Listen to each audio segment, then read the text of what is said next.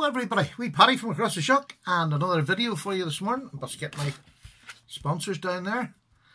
Nice to see them out again. Right, this is going to be a quick one. I just want to do a wee video tag sort of a thing.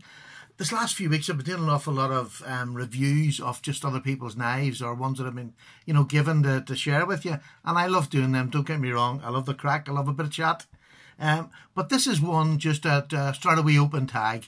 Well, it's an open tag, and if you can be bothered, would you stick 2 people down on it just to see if we can keep it going? If you want to let them know to send it to me, I'll put them in my library and everybody else can go and look at them like I normally do. There's still a couple in my library there that people are going to have a look at the other ones we've done.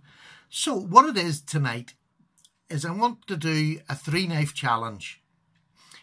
Really straightforward.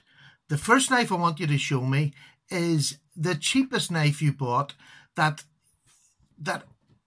worked out to be an absolute cracking wee bargain for the price you paid for it. Now, under £100, because I know that I wouldn't call that cheap if it was £90, but you might. So it's a cheap knife under £100 that you bought that maybe you weren't expecting a whole lot, but you just fancied having a look at it, and it turned out to be a great bargain. That's the first one. So, cheap knife. The second knife is a knife that you bought under 100 that was great value for money, that you believe was worth more than what you paid for it after you got it. Simple. The third one is an expensive knife that you bought over 100, and there's no limit, because what you call a bargain or what you call dear is not what I'm going to call it, but I still want to see what you bought that you count as dear, that you count as expensive, because it doesn't matter. Money's just a thing. These are all bits of metal at the end of the day. I just love seeing different bits of metal at different prices, different standards. I couldn't give a monkey's. If you've earned your money and you've spent it on a good knife, I just think that's wonderful. So let's get that out of the equation. This is not just for bargain basement knives. This is for everybody to join in. And if anybody's jealous, tough luck.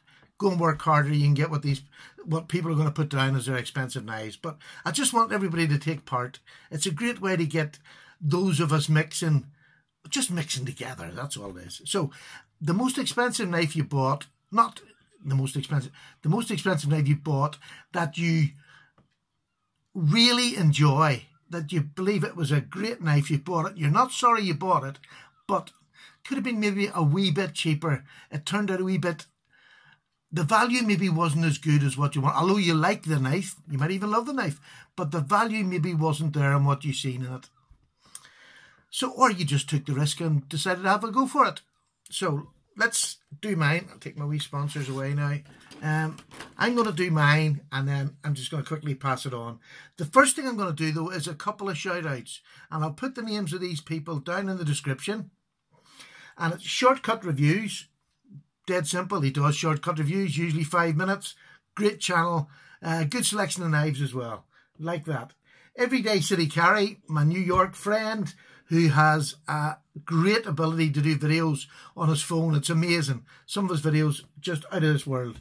The next one is Jack Farmboy.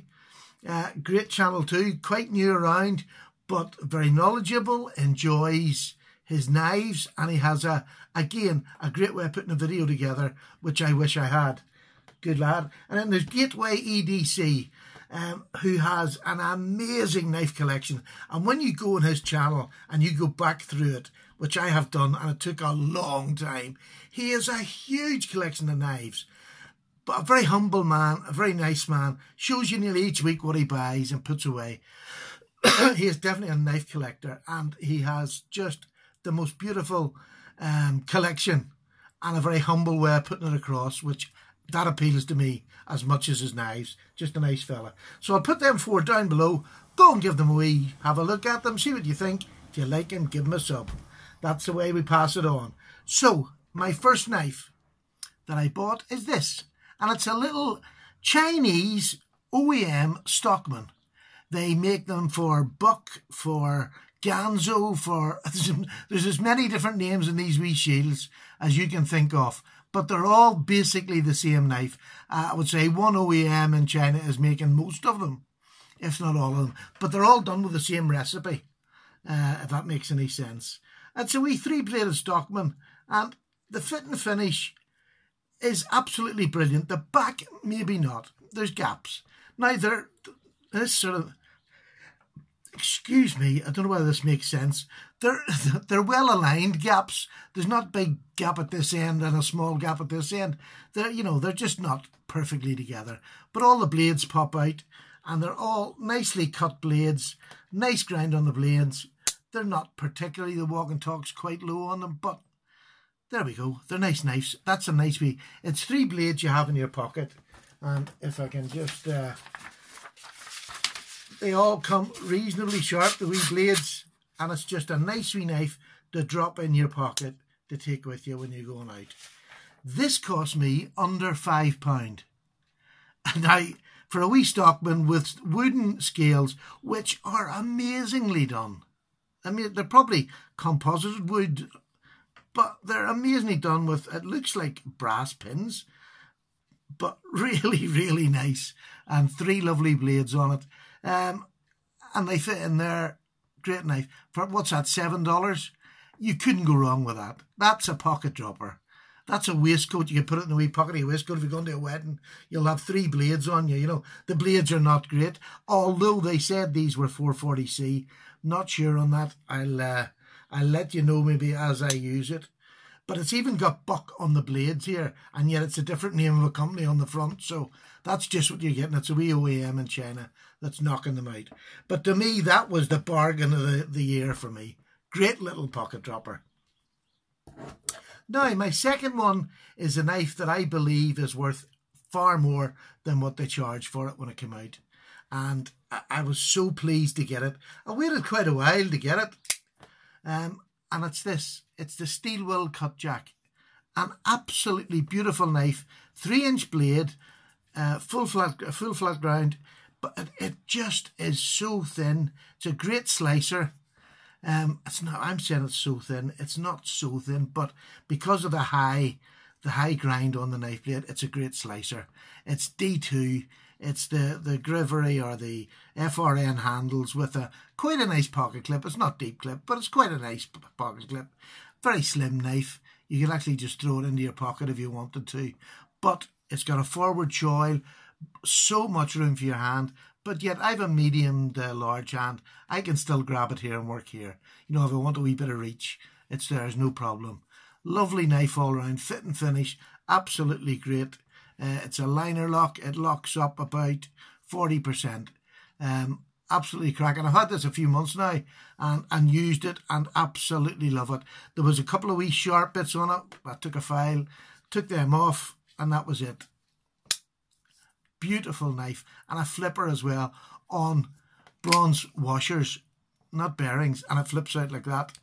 So that cost me about $35. Again, I just think that is an absolute bargain for D2, and it's been tried and tested. It is D2, and it's just a beautiful knife.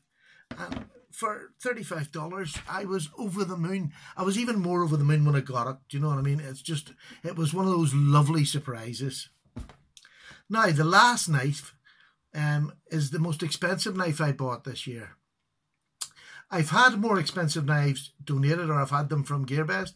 I've had lovely presents given to me that were dear, but this is what this is dear for me. This is as dear as I've spent on a knife, and it is the Benchmade Bug Out, which is what, $115. And I know that doesn't sound much to a whole lot of use, but to me, that's dear. That's a dear knife for me to buy. And I'm saying that for no other reason than just it is. You know, it is. It's a genuinely... I really did take a punt on this because I'd never felt it in my hand. I'd heard what people had said about it, but, you know, there's lots of things you hear people saying, and then when you get it, it's completely different. But since having got it, this knife is just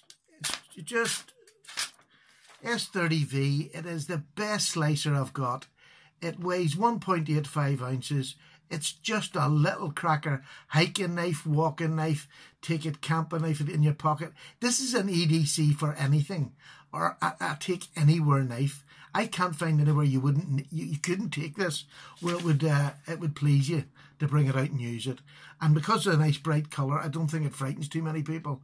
Although I'd rather bring my little small one out if I'm in company. But the one thing that I will say is, if it was £20 cheaper, I'd probably go on for the new coloured one they brought out. But I just can't make myself get over that £100 for another knife that's exactly the same.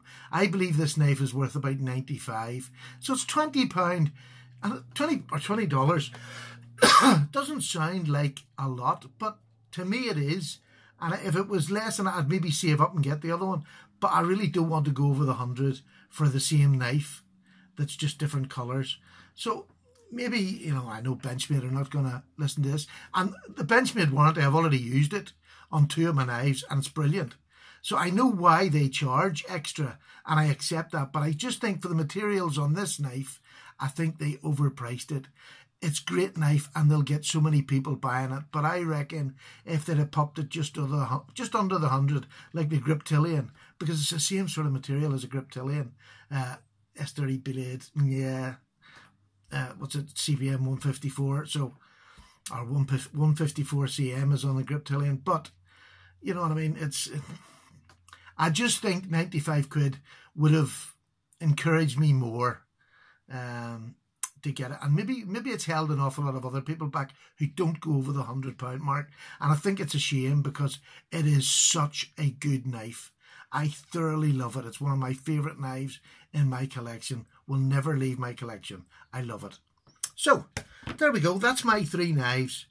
A wee Stockman, the Cutjack 3-inch, and the Benchmade bug out. Let me see your 3 knives. And again, don't worry about price. If you spend $500, well, the first 2 have got to be under $100. And after that $100 for the last one, your expensive knife, it can be whatever you like.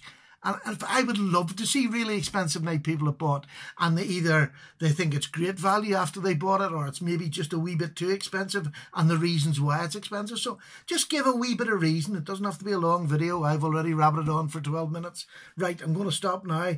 Check those 4 channels out. They'll be in the description. I'll put the names of these knives in the description as well. So there we go. Thank you very much, and I hope to see plenty of yous. Tag 2 people. I haven't decided who I'm going to tag yet. You'll see it in the video. Bye.